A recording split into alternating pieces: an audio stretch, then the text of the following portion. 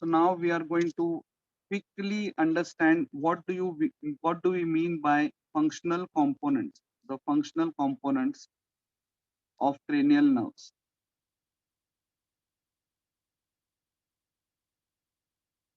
Okay, there are efferent components and afferent components. So firstly, let us study the efferent components.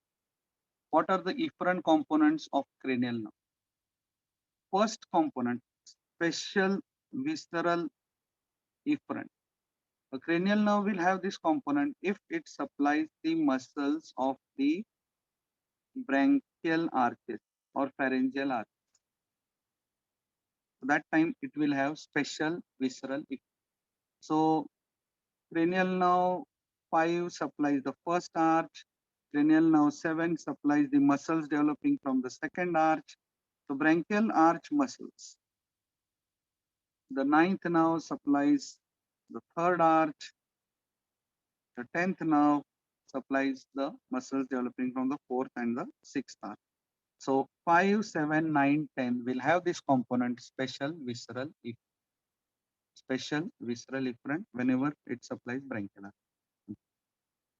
We are talking about the efferent functional component. General visceral efferent. Now, when does a cranial nerve have this component? Whenever it is a part of parasympathetic outflow. Parasympathetic outflow. That is the cranial part of the parasympathetic outflow. So, the third nerve which supplies the iris, seventh nerve which supplies submandibular, sublingual, lacrimal gland, the ninth nerve which supplies parotid gland, and the 10th nerve which supplies the GIT, not the whole GIT, most up to the right two-third of the transverse colon, GIT, the heart, the lung. So it will have this component, general visceral efferent. The third, special visceral efferent, general visceral efferent, and general somatic efferent. General somatic efferent is for the muscles developing from somites. The muscles developing from somites. Only two group of muscles develop from somite. The muscles, extraocular muscles of the eyeball, which develop from preoccipital somites, and therefore 3, 4, 6 will have this component. And muscles of the tongue, which develop from occipital somites. So the 12th nerve will have this component. So 3, 4, 6, 12 will have general somatic efferent. Now I'll again talk about the efferent components. Special visceral efferent, this component is there if a cranial nerve supplies the muscles developing from branchial arches. So first branchial arch supplied by the fifth, second supplied by the seventh, third muscles of the third are supplied by the ninth, muscles of the fourth branchial arch are supplied by the 10th. So 5, 7, 9, 10 will have special visceral efferent component. Now, general visceral efferent, whenever a nerve is a part of a parasympathetic outflow, it will have this component. So third nerve supplying the iris, seventh nerve supplying the submandibular, sublingual, lacrimal glands, supplying glands, 9 supplying parotid, 10 supplying GIT, heart, lung. They will have this component, general visceral efferent. General somatic efferent, this component is whenever nerve supplies muscles which develop from somites. So there are only two groups of muscles which develop from somites in head, face, neck. 3, 4, 6 develop from the preoccipital somites. They supply the extraocular muscles. So extraocular muscles develop from preoccipital somites supplied by 3, 4, 6. So it will have this component, general somatic efferent. Tongue muscles develop from occipital somites. So 12th nerve will have this component, general somatic efferent, muscles developing from somites. Muscles of the eyeball, extraocular muscles of the eyeball, and muscles of the tongue.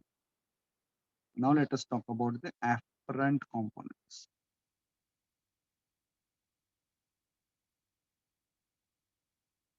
special visceral afferent.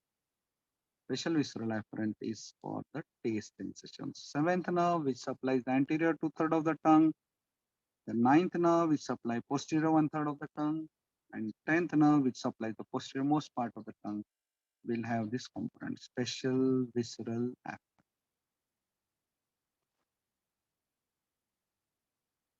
Then general visceral afferent. Whenever a muscle supplies viscera.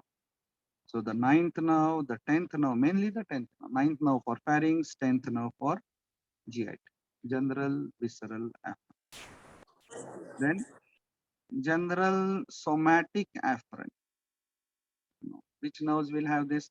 Whichever nerve supplies the skin, whichever nerve has supplying the muscles and has proprioceptive fibers. Okay.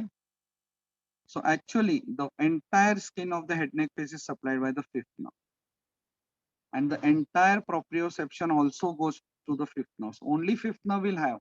But then sometimes we find this component in the seventh nerve which supplies skin around the ear, tenth nerve which supplies the external acoustic matters. Even in 3, 4, 6, and 12, which muscles are there, and all these muscles, even 5 for that matter. So these muscles, their proprioception fibers are ultimately handed over to the fifth nerve, but sometimes you may see it here also. Okay, but mainly this component, general somatic afferent, is by the fifth nerve, because it supplies the skin and carries the proprioception of all the muscles of the head, face, neck.